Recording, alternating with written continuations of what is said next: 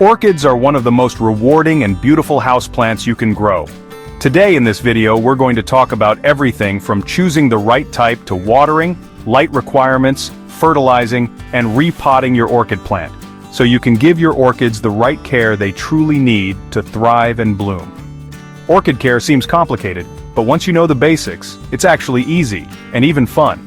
My mom and I have been growing orchids for years, and trust me, they can be tricky for beginners, but with the right orchid care tips, they'll reward you with stunning blooms again and again. Stick with me till the end, and you'll have everything you need to grow healthy, thriving orchids right at home.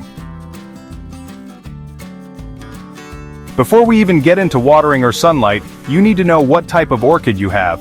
The most common type in the US is the Phalaenopsis orchid, also called the moth orchid.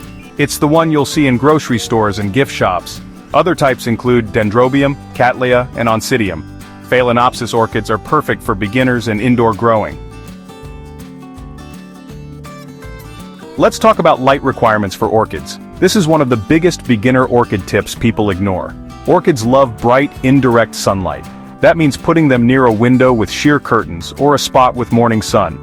If there is too much direct light, you'll scorch the leaves. Too little, no blooms. If your orchid has dark green leaves, it might be starving for light. Aim for soft, medium green, that's the sweet spot.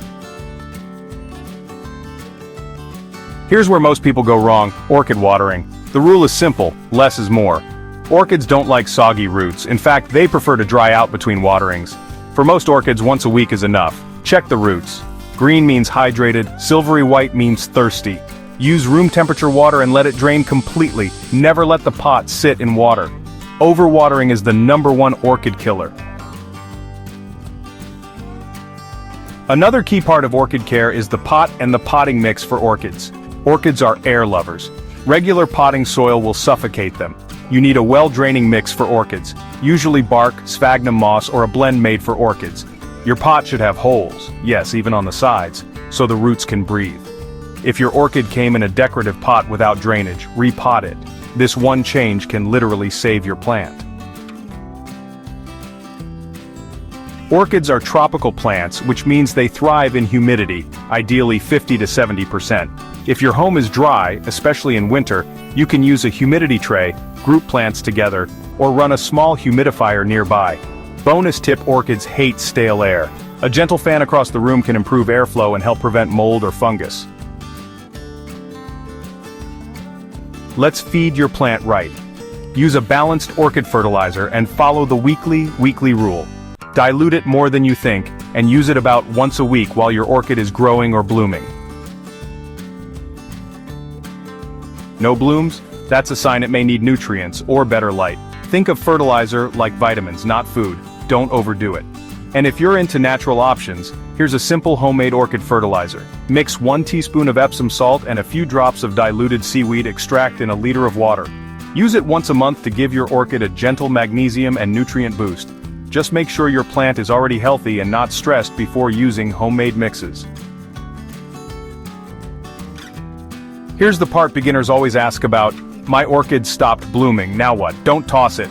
Orchids go through rest periods. After the flowers fall, trim the flower spike back to just above a node. This encourages a side shoot and a quicker rebloom, or cut it completely if it's turned brown.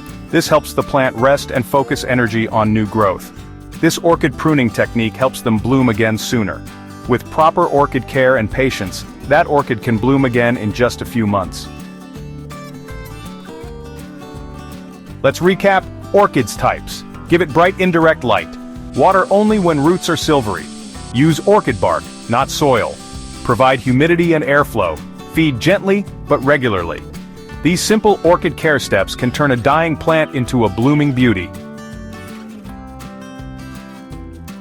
Orchid growing and caring isn't a mystery. It just takes the right info and a little consistency. If you found this video helpful, hit that like and don't forget to subscribe and share it with a fellow plant lover. Drop a comment and let me know what you love the most about orchids. Or ask me anything. I've probably made that mistake already and fixed it.